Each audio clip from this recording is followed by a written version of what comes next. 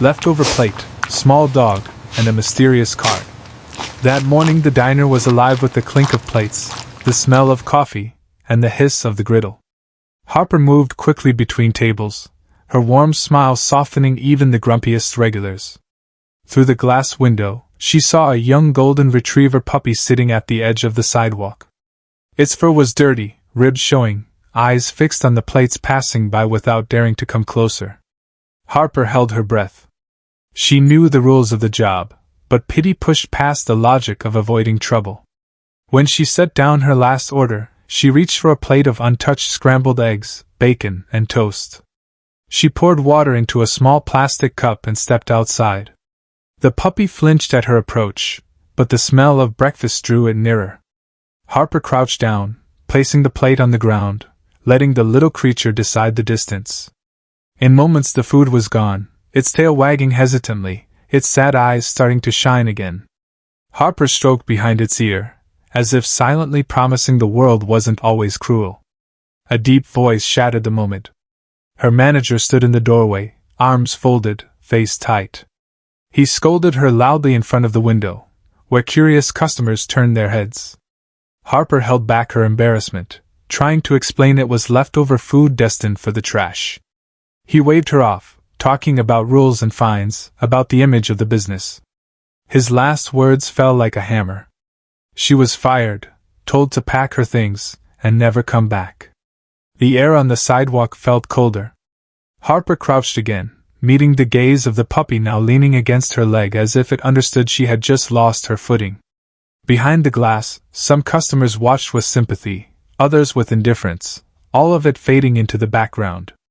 Out here, the only thing that mattered was the warm breath of a small life trying to survive. A smooth engine sound approached. A black luxury car stopped in front of the diner. The driver's door opened, and a tall man in a sharp suit stepped out, walking with steady purpose. He looked at Harper, then at the puppy, and moved closer. His steps were careful, not chasing, like someone who knew how to make fragile beings feel safe. The puppy sniffed his fingers and didn't pull away. Relief softened the man's features. Harper stood, a touch wary. The man studied the dusty fur, the thin frame, the slow wag of a tired tail. Something in his gaze carried the quiet recognition of finding a missing piece to a larger story. He thanked her, not theatrically, but with a weight that cut through the street noise and left an echo in her chest. He reached into his jacket, pulled out a thick, textured card, and handed it to her. The address beneath his name made her freeze. It wasn't a restaurant, nor an ordinary office. It was a place she had only heard about on city news, where animal rescue stories often began. The man asked her to come the next morning, his tone not forceful but impossible to refuse, like an invitation towards something she'd been unknowingly searching for. The smell of coffee and frying oil drifted from the diner. Inside, her former co-workers moved on as if nothing had happened. Harper looked at the door one last time, then back at the puppy sitting by her shoe. She gave it one more stroke, memorizing the fragile warmth she had just held. In her palm, the card felt cool yet full of promise. The black car drove away slowly. The puppy watched it for a moment, then looked back at Harper, tail swinging once more. The sidewalk returned to the rush of hurried steps and indifferent glances. Harper drew in a long breath. She had just lost her job, but for the first time she felt an invisible thread pulling her towards something that felt right. At the end of that thread was an address waiting to be visited, a story that demanded to be continued, a living creature that could not wait for help. Harper slid the card into her pocket, straightened her back, and walked away from the diner door that now meant nothing more than an ordinary wall. Behind her, the puppy wagged its tail again. The street was busy, but in Harper's chest, the quiet that had just been born was already hardening into resolve. Morning sunlight spilled over the city as Harper stood in front of a sleek, modern building. The lettering on the sign was clean and bold, but it was the name beneath it that made her chest tighten. Evergreen Animal Rescue Foundation. She had seen it on the news more than once, the place where abandoned, injured, and neglected animals found a second chance. Now she was standing at its entrance with the card from yesterday clutched in her hand. Her reflection in the glass door showed a mix of curiosity and nerves. She took a steady breath, pushed it open, and stepped into a bright reception area lined with photographs of happy animals. The air smelled faintly of fresh bedding and warm food. A receptionist looked up with a welcoming smile. "Good morning. Can I help you?" Harper opened her mouth to reply but was interrupted by a familiar voice from the hallway. "Ah, you came." She turned to see the man from yesterday, dressed more casually but still carrying an air of authority. He crossed the room with an easy smile. "I'm glad you made it, Harper." She managed a small smile. "Thank you. I wasn't sure what to expect." "Come with me," he said, motioning toward a hallway lined with more photos and a faint echo of barking in the distance. "My name's Andrew Dawson. My family runs this foundation. Yesterday, you didn't just help a dog. You gave a little girl her happiness back." They walked together, the sound of paws on tiles somewhere nearby. Harper glanced at him, unsure what he meant. "Scout," he continued, "is more than just a pet to my daughter Lily. He's her comfort. Her best friend. Since her mother passed away last year, Scout has been her anchor.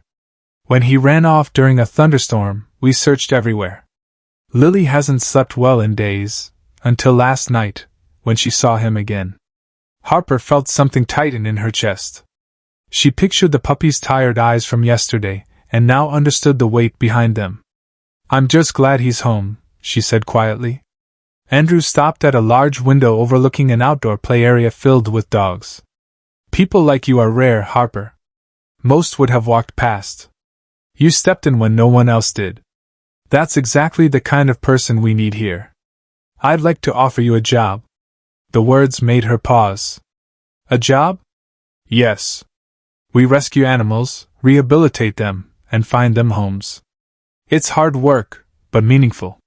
You have the heart for it, and I think you'd be perfect." She thought of the diner, of yesterday's humiliation. She thought of the puppy outside in the cold, and the way his tail had finally moved. Her answer came softly but without hesitation. "I'd love to." Andrew smiled. "Good. Let me give you a tour."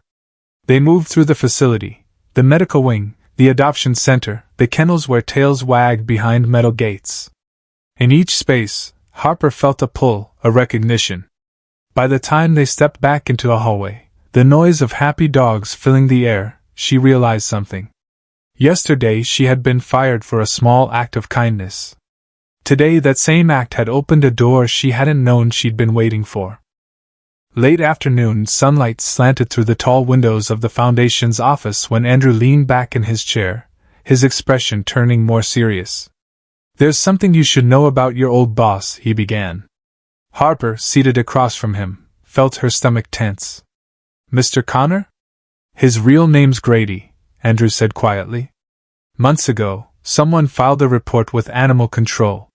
Said he'd been mistreating strays around his diner. Chasing them off aggressively, maybe worse. They couldn't prove it back then. But when I heard your story, I started digging again." The words made Harper's skin prickle. She thought of the stray cat that used to linger near the alley behind the diner, how Grady would bark at it to leave. She'd never paid much attention before. Now, the image turned sharp and ugly in her mind. Andrew's tone hardened. "People like him don't change unless they're forced to. That's why I want your help. If we gather real evidence, we can push Animal Control to act." The decision took no time at all. "Tell me what to do," Harper said, her voice steady despite the heat rising in her chest. Over the next few days, she and a pair of volunteers kept watch near the diner. From across the street, she saw it happen, a skinny kitten creeping toward the dumpsters, Grady storming out the back door, broom in hand. He swung hard, shouting, until the kitten bolted out of sight. Harper's jaw tightened. Her phone was already recording. Every shout, every aggressive move, every flinch of the terrified animal was caught on video. Over the week, more footage followed. Water sprayed from a hose, clanging trash lids used to scare animals away.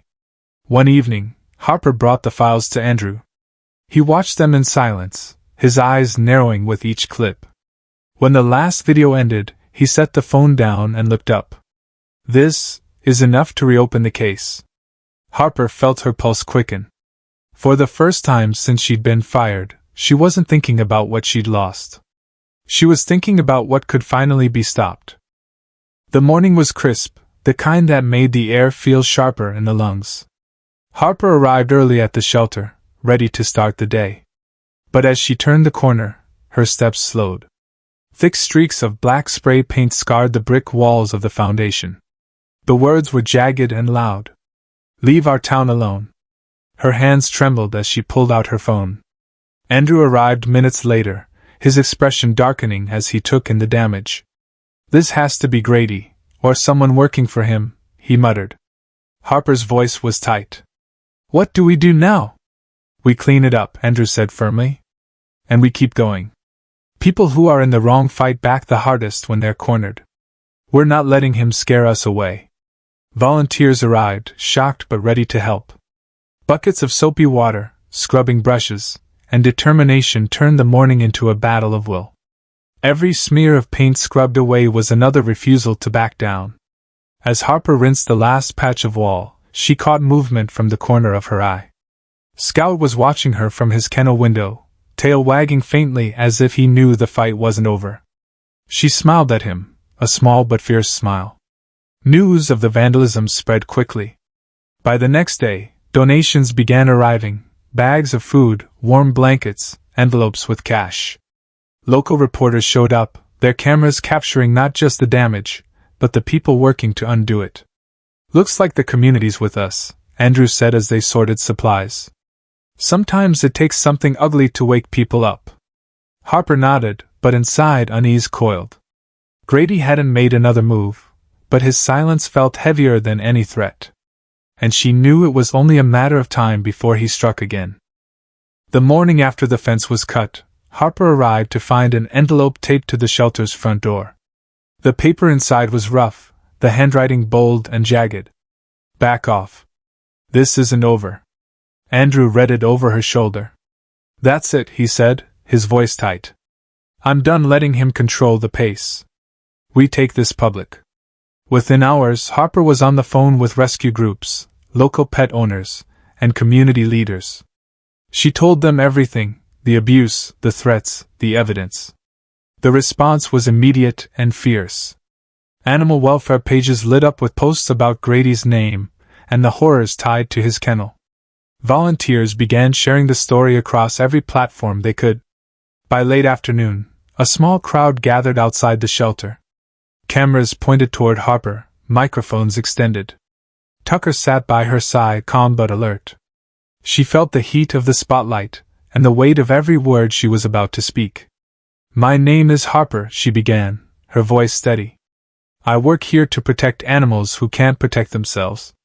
But in our community, there's a man running an illegal kennel where dogs are kept in horrific conditions. We've seen it. We have proof." The crowd murmured. A reporter asked if she'd been threatened. "Yes," Harper said without hesitation. "But we're not stopping. These dogs have no voice, so we speak for them." Andrew stepped forward beside her. "Grady Walker has hidden long enough," he told the reporters. "We're calling for law enforcement, animal control, and every rescue group to shut his operation down." The press conference rippled across the evening news. Messages of support flooded the shelter's inbox. Donations poured in. Neighbors brought food and blankets. For the first time in weeks, Harper felt the tide shifting in their favor. That feeling didn't last. As the sun dipped low that same evening, a sharp crash echoed through the yard. Harper and Andrew rushed outside to find one of the kennel doors hanging open, the chain lock twisted and broken. 2 dogs were missing.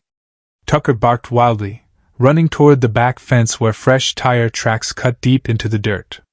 "He came back," Andrew growled, scanning the empty pen. "He took them." Harper's stomach nodded. "Call the police. Now." But even as she dialed, she knew they couldn't just wait. If Grady had the dogs, every hour they delayed could mean the difference between saving them or finding them too late. The thought hit her with the weight of a vow. This time, she wasn't going to let him slip away. The morning after the fence was cut, Harper arrived to find an envelope taped to the shelter's front door. The paper inside was rough, the handwriting bold and jagged. "Back off. This isn't over." Andrew read it over her shoulder. "That's it," he said, his voice tight. "I'm done letting him control the pace. We take this public."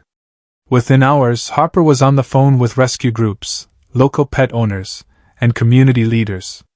She told them everything: the abuse, the threats, the evidence. The response was immediate and fierce. Animal welfare pages lit up with posts about Grady's name and the horrors tied to his kennel. Volunteers began sharing the story across every platform they could. By late afternoon, a small crowd gathered outside the shelter. Cameras pointed toward Harper, microphones extended. Tucker sat by her side, calm but alert. She felt the heat of the spotlight, and the weight of every word she was about to speak. "My name is Harper," she began, her voice steady. "I work here to protect animals who can't protect themselves. But in our community, there's a man running an illegal kennel where dogs are kept in horrific conditions. We've seen it. We have proof." The crowd murmured. A reporter asked if she'd been threatened. "Yes," Harper said without hesitation. "But we're not stopping. These dogs have no voice, so we speak for them." Andrew stepped forward beside her. "Grady Walker has hidden long enough," he told the reporters. "We're calling for law enforcement, animal control, and every rescue group to shut his operation down." The press conference rippled across the evening news. Messages of support flooded the shelter's inbox. Donations poured in. Neighbors brought food and blankets. For the first time in weeks, Harper felt the tide shifting in their favor. That feeling didn't last. As the sun dipped low that same evening, a sharp crash echoed through the yard. Harper and Andrew rushed outside to find one of the kennel doors hanging open, the chain lock twisted and broken. 2 dogs were missing. Tucker barked wildly, running toward the back fence where fresh tire tracks cut deep into the dirt. "He came back," Andrew growled, scanning the empty pen. "He took them." Harper's stomach nodded. "Call the police. Now." But even as she dialed, she knew they couldn't just wait. If Grady had the dogs, every hour they delayed could mean the difference between saving them or finding them too late. The thought hit her with the weight of a vow. This time, she wasn't going to let him slip away. The next afternoon, Harper's phone rang with a call from an unknown number. A man's voice, low and hurried, whispered, "I know where he's keeping the dogs." He rattled off an address, a rundown property deep in the woods, and hung up before she could ask anything more. She didn't hesitate. "Andrew, we've got him," she said, already reaching for her coat. They drove down a winding dirt road, Tucker in the back seat, alert and restless. The trees grew thicker, their bare branches clawing at the sky. Faint barking reached Harper's ears before they even saw the place. The property came into view, a sagging building behind a rusted wire fence. The gate hung crooked, swinging in the breeze. Harper parked far enough to keep the truck hidden. "I'll call the police," Andrew said, pulling out his phone. But Harper shook her head. "No time. We get them now." She slipped through the gate with Tucker at her side, the smell of damp earth and rust filling the air. Around the corner of the building, she found them, 2 golden retrievers pressed into the far corner of a makeshift pen, trembling. "It's okay, babies," she whispered, crouching low. "I'm here." A voice cut through the stillness like a blade. "What the hell do you think you're doing?" Grady stepped from the shadows, a crowbar in his hand, the porch light catching the hard lines of his face. "Let them go, Grady," Harper said, forcing her voice steady. "It's over. Everyone knows." He laughed, low and bitter. "You think you can take me down? You don't have the guts."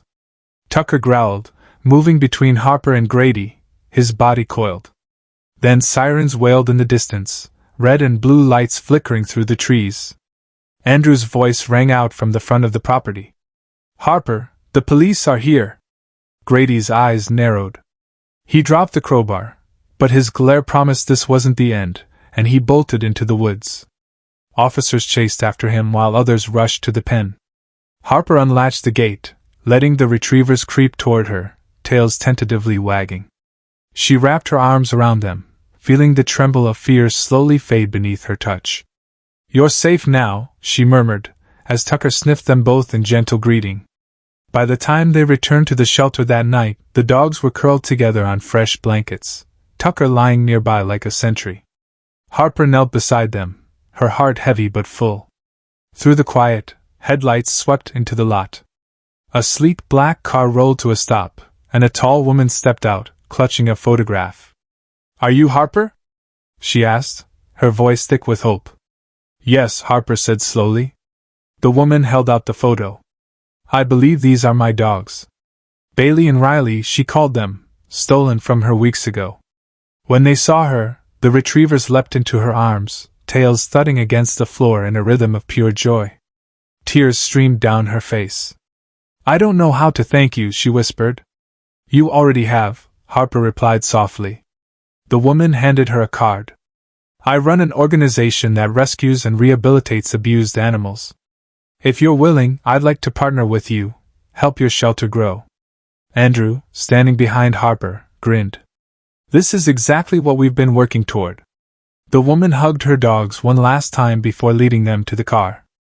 Harper stood in the cool night air, Tucker pressed against her leg, watching them go. Andrew's voice was quiet but certain. "This is just the beginning, Harper." Harper smiled faintly, resting her hand on Tucker's head. "Yeah," she said. "Just the beginning." The shelter was hushed that night, a kind of peace settling in after days of strain. In the corner, the kennels held dogs curled into sleep, their steady breathing filling the quiet. Harper walked slowly through the aisles, checking water bowls, smoothing blankets, letting her fingers graze the wire mesh as if to say, "You're safe now." Tucker padded beside her, his nails clicking softly against the floor. Every so often, he glanced up at her, tail swaying, like he knew something good had been set in motion. Andrew was in the office, sorting through a pile of paperwork and donation receipts. When Harper stepped in, he looked up, a tired smile pulling at the corners of his mouth. "The woman from last night called me this morning," he said. "She's serious about the partnership. Funds, supplies, volunteers, all of it. This place is about to grow in ways we never thought possible." Harper felt the weight of those words.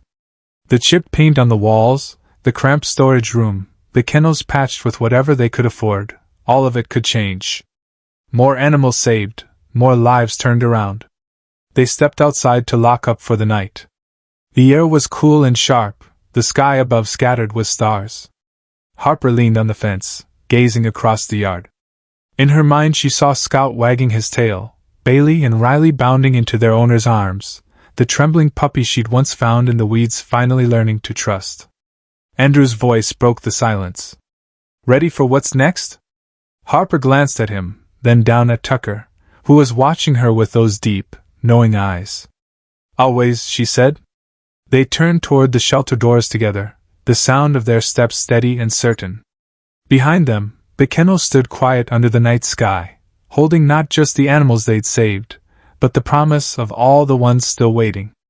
And Harper knew whatever came next, she had found her purpose here. A life built on rescue, on second chances, and on the unshakable truth that no act of kindness was ever wasted. Dawn poured gold across the shelter yard, spilling light through the chain link and onto the dew-soaked grass. Harper stood by the gate, a mug of steaming coffee in her hands, watching Tucker trot ahead to greet the day. His nose twitched at the air, tail swaying like a slow pendulum. The stillness didn't last. From the street came the sound of car doors shutting, voices carrying on the crisp morning air. Volunteers were arriving earlier than usual, some with arms full of blankets, others with crates of food and cleaning supplies. They had heard about the partnership, about the rescue of Bailey and Riley, and they wanted to be part of what was coming next. Andrew emerged from the office with a stack of papers and a grin. "The adoption event's in 3 weeks," he said, handing Harper the top sheet. "With the new funding, we can get every animal here fully vetted and ready for their new homes." Harper scanned the list of names: Scout, Tucker, Jasper, Daisy, so many others. Each one carried a story, some painful, some just beginning to heal. Her chest swelled with a quiet resolve. They were all going to get their chance. As the morning unfolded, the shelter became a hum of life. Dogs barked in bursts of excitement, tails thudded against kennel walls, and the smell of fresh bedding mingled with the scent of warm kibble. Harper moved through it all, greeting each animal by name, crouching to scratch ears, and soothing those still too shy to come forward. Mid-morning, she stepped into the play yard where a litter of puppies tumbled over one another in the grass. Tucker bounded in behind her, immediately joining their chaos. For a moment, Harper simply watched, letting the scene soak into her bones, the joy, the safety, the absolute freedom in every movement. Andrew's voice floated over the fence. "Looks like you've got your work cut out for you." Harper smiled without turning. "I wouldn't have it any other way." And she meant it. The road ahead would still be hard, the battles still waiting beyond the fence. But the first morning of this new chapter carried something she hadn't felt in a long time, the certainty that whatever came, they would face it together. By the second week after the rescue, the shelter felt different. The air carried more voices, more laughter, more determined footsteps moving through the halls. The partnership had already brought in fresh paint, new kennels, and a storeroom that finally looked full instead of scraped bare. Harper started her morning in the medical wing, checking on a shy shepherd mix recovering from surgery. The dog's eyes softened when she whispered his name, his tail giving a single hesitant thump. From there, she moved to the adoption center, where Scout's old kennel now held two new arrivals, a pair of siblings found wandering by the river. They huddled together at first, but when Harper crouched down, one of them crept forward to sniff her hand. Outside, Andrew was speaking with a news crew. The rescue had become a city story now, drawing in families, students, retirees, all coming to walk dogs, clean kennels, or simply give a scared animal a little affection. By midday, Harper found herself in the play yard, surrounded by a swirl of fur and paws. Tucker lay in the shade, watching with the calm pride of a dog who'd seen the worst and made it through. A car pulled into the lot, and a young couple stepped out, their eyes scanning the yard. Harper waved, and they approached, explaining they'd come after seeing the shelter on the news. Within an hour, they were kneeling beside the river siblings, one pup resting in each of their arms, adoption papers already in motion. As the sun began to drop, Harper leaned against the fence, watching the volunteers finish up for the day. Andrew joined her, a quiet satisfaction in his gaze. "Busy day," he said. "They're all busy now," Harper replied, her voice warm. "And I hope they always will be. Because in this place, there would never be an empty day. Every hour brought another animal to feed, another kennel to clean, another frightened soul to calm." And Harper knew she wouldn't trade it for anything. She glanced at Tucker, who met her eyes as if to say they'd done well. The work wasn't over. It never would be.